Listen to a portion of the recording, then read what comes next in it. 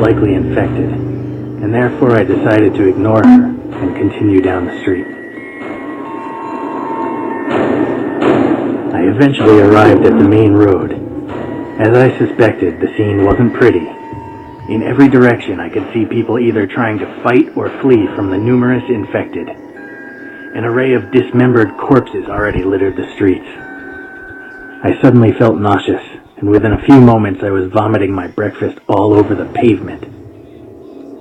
I wiped my mouth with my sleeve and looked up to see a bus driving down the street. The number was the same as the one I usually took home. There appeared to be a lot of people on board already, but I thought I might be able to squeeze in.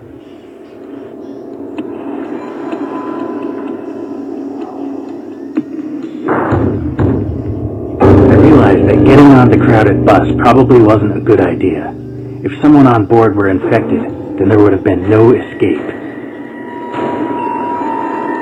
As I continued down the street, I noticed several groups of people.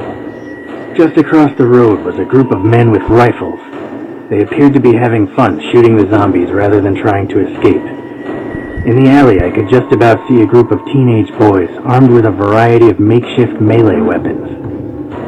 A few meters from where I was standing, a paramedic and an armed police officer were helping a wounded man, and as I glanced over my shoulder, I saw a group of survivors from my office building heading in the same direction. I decided that it was probably best to team up with other survivors.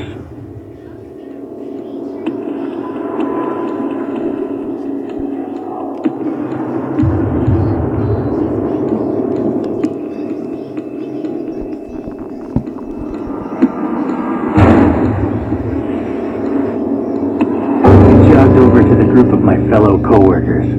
They seemed happy to see me.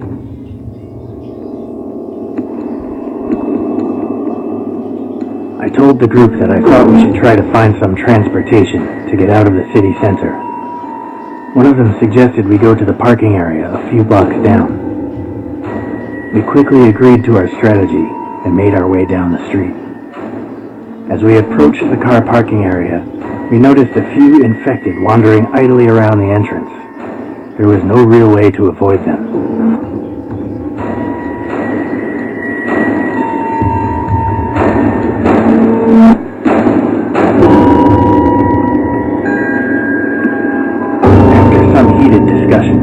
Somebody from the group eventually stepped up. He began making such a noise as he could, running in circles around the infected.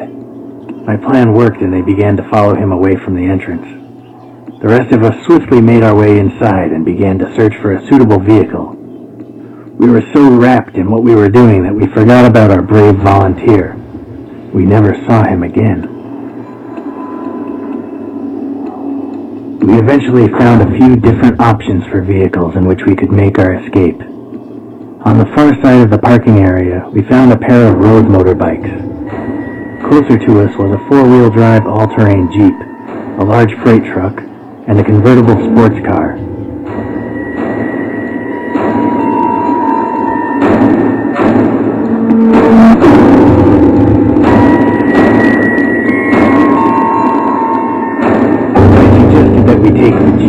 The others quickly agreed.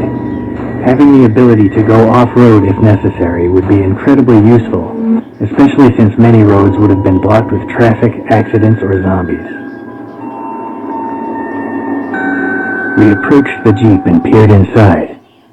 To our dismay, we saw a pair of infected inside, desperately clawing at the windows in an attempt to escape.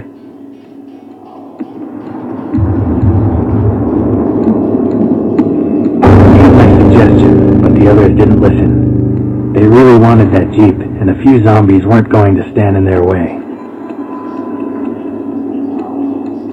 The others immediately flung open the doors and started trying to drag the zombies out. However, without my help, they were having serious trouble, and it seemed like they would most likely end up dead if I didn't intervene.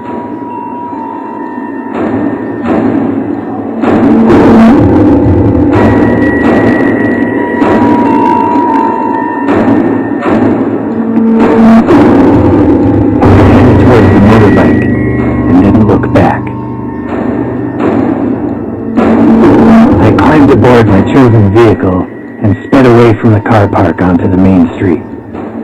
By then the roads were littered with bodies and car wreckages. It was all I could do to avoid them. Everywhere I looked, I could see only scenes of carnage. It seemed that those not already infected were fighting a losing battle. My thoughts quickly turned to my wife. I tried to tell myself that she would be okay, but that didn't stop the horrible feeling in the pit of my stomach. I knew I had to get home as soon as possible. In the distance, I could see a gas station with a few of the zombies on the forecourt. I quickly glanced down at the fuel gauge and saw that I only had about a half a tank remaining.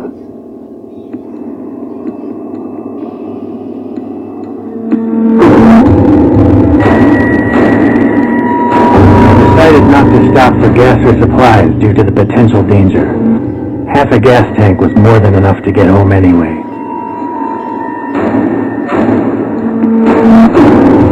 I continued down the road before turning onto the main highway out of town. However, it wasn't long before I noticed a mass of vehicles blocking the road ahead. The combined sound of all the honking, shouting, and screaming was deafening. Nobody had kept to their lanes, and cars were packed so closely together that not even a bicycle could squeeze through. The blockage extended so far down the road that it was literally impossible to discern what the cause was.